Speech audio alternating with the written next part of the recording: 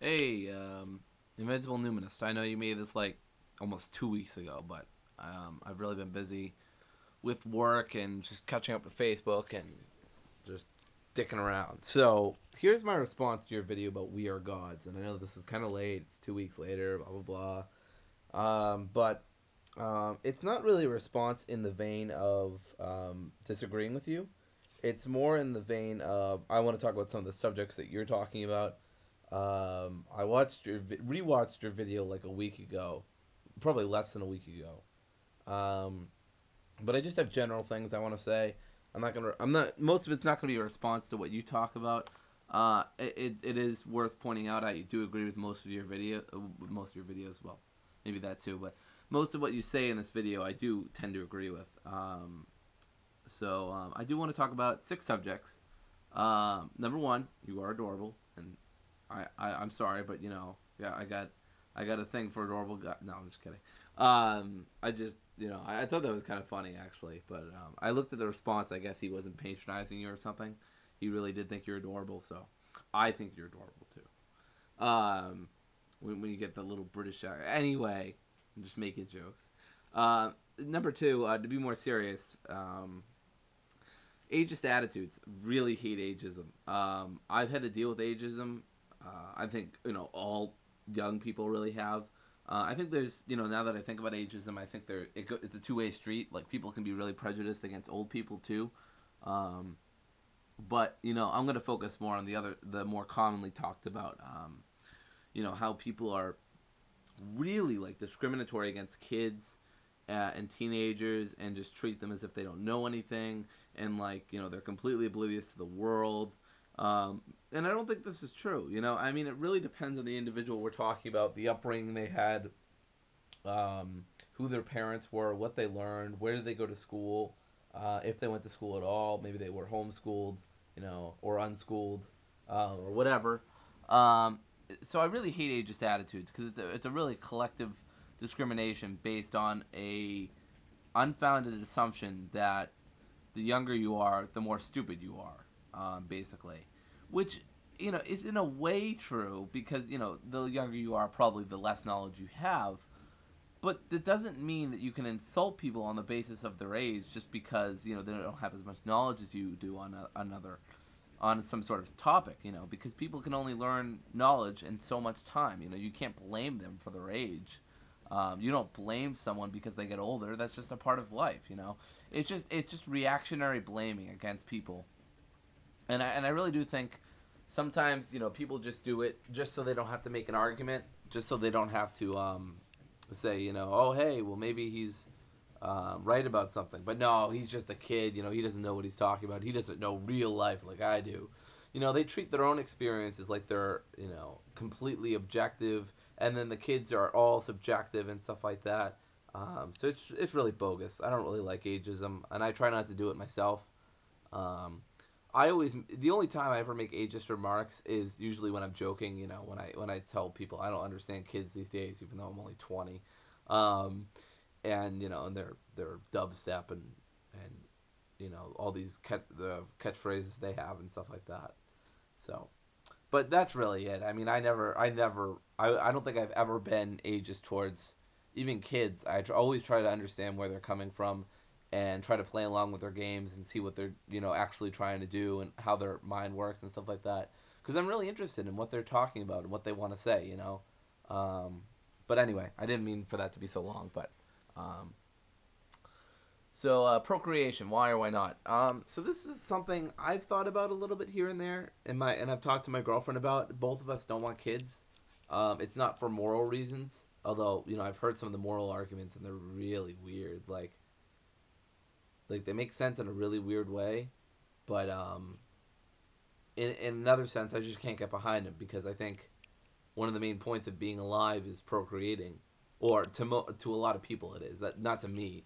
To me, the purpose of life is to be a decent human being, to be good towards others, to make yourself and other people happy. All these very general things, and I'll get into more about why I want to live and existence and stuff later. Um, but let's see. Um, so I'm not for I actually, for like a short time, I liked the voluntary human extinction movement, which I guess technically I'm still involved in as a matter of my choice of abstaining from procreating. But I don't really like that kind of stuff. I think humans should be around. I think they should procreate. Um, I think. Sorry if there's bad camera angles, or like I'm doing this with my camera and not my webcam because my webcam is pretty much broken. But anyway, so yeah, I don't know, and my girlfriend Lauren and I are just happy with each other. We don't need kids. It's really about as simple as that. I don't want kids. I don't think they're necessary to have a good life. I don't want to live through someone else's eyes and try to make them what I always wanted to be.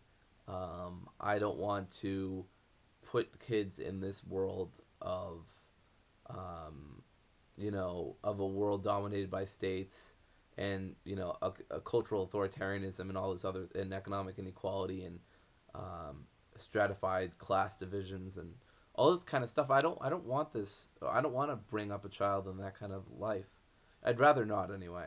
I'm not saying I'm unwilling to, but I'd rather not. And if I can help it, I don't want to. And that's not to say I don't think anybody should, you know. But I don't see myself really needing a kid to be happy.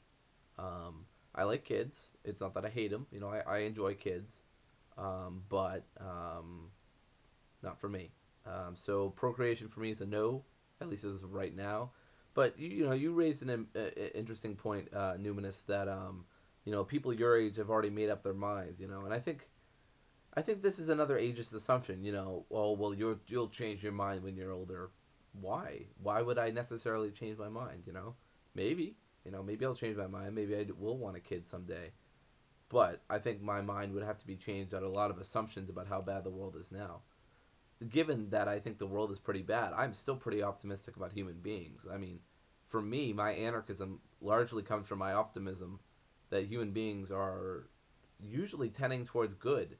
But the incentive structures now and the institutions and sort of mindsets and tendencies within people today just make them be completely wrong in a lot of their actions and stuff like that. So, I'm actually pretty optimistic about people and humanity and civilization in general.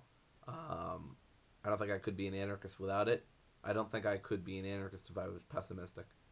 Um, but that's not to say I'm overly optimistic or naive. Um, I like to think of myself as a realistic kind of person. So I'll be optimistic, sometimes I'll be pessimistic, sometimes I'll try to mix of both, whatever. Maybe I'm just an opportunistic person. Maybe I'm just an opportunist, I guess is what I'm trying to say. So, what was my reaction to figuring out there's no afterlife? Well, it was not a picture of a computer. I was just checking the time. I almost have 10 minutes on this thing. I wish it would tell me on the front, but unfortunately it doesn't. Well, my reaction to there's no afterlife was nothing. I had never really thought about the question of faith or God when I was younger. My family was pretty a-religious. And if any of them were religious, they never pushed it on me, so I never got into it. I was never that much into the idea of going to church. Churches, the only few times I went to church, they were extremely boring. Um, and I've never been that much into religion. Um, so the idea that there was no afterlife didn't really bother me. I mean, I never really thought about it a lot, but it didn't bother me. Um, Even when I did think about it, I guess, which I don't think was often. So I don't think people think about, there's no afterlife. I don't go strolling down the street going, da da da da, there's no afterlife, there's no afterlife, gonna die, and then that's it. Oh, shit. So, I don't think people do that, at least I don't do that. Maybe some people do, if that's your thing, go for it. But I don't really think about it. Even now, I don't think about it too much. There's no afterlife. I'm just kind of taking it for granted. Okay, there's no afterlife. That just means I have to make the most out of my life. I agree. Some atheists just say, well, although I'm not familiar with too many atheists who say this, but I'm sure they're out there. Oh, there's no afterlife. That just means I can do whatever the hell I want. Yeah, I think that's really stupid, because there's more to life than just what's after it. You got to live in the present, not in the future. I think that's a problem with a lot of Christians. or people who believe in the afterlife and stuff. They're like, oh, it's not a big deal. He died because he's in a better place. You know, they're completely minimizing the loss of other people just because they think there's some sort of afterlife. You know, and even if they all believe in an afterlife, I don't know. I think it's a shared delusion. Um, so yeah, it didn't really impact me. But I mean, the more I think about stuff like there's no afterlife, and this is all we have, it's pretty liberating to me because it means I'm not constrained by forces that are even more out of touch with my direct input. The world as it is basically does not have a good input output system because again of the institutions and all this other stuff I already talked about. um, so it seemed even worse to me if there was an afterlife and I wouldn't be able to control whether I wanted it or not. Um, so there's no point of life, and I guess I was kind of confusing that with the other one. I got 4 more minutes on this thing. Um, so there's no point of life. Okay, so I kind of realized this when I started looking at existentialism, basically in my freshman year of college. So basically, I realized there's no point to life last year or something. It's such a weird statement. I think that's such a weird statement to make. I realized there was no point of life to yesterday. How did your day go? Okay, little bit crazy. Anyway, that's maybe how someone would respond. But literally, when I started reading about existentialism and start talking about how there's no intrinsic meaning of life and we all create our own meanings, I was like, that's completely right. I just like intuitively believe that. Like, there's just something inside me that says, yes, that is right. There is no intrinsic meaning to life. Whatever meanings we have, we create for ourselves because of our own self interest, because of the mutual interest to the betterment of others, to the betterment of society, to the betterment of our environment, whatever. Whatever you want to say. There's absolutely no intrinsic meaning to life, except those that which we create. I'm not a nihilist. I do think there is meaning and there is value and stuff like that.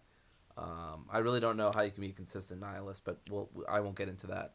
Um, my reaction to there being no point of life was actually the liberating thing. That was the liberating moment where I was like, wow, I can create my own meaning.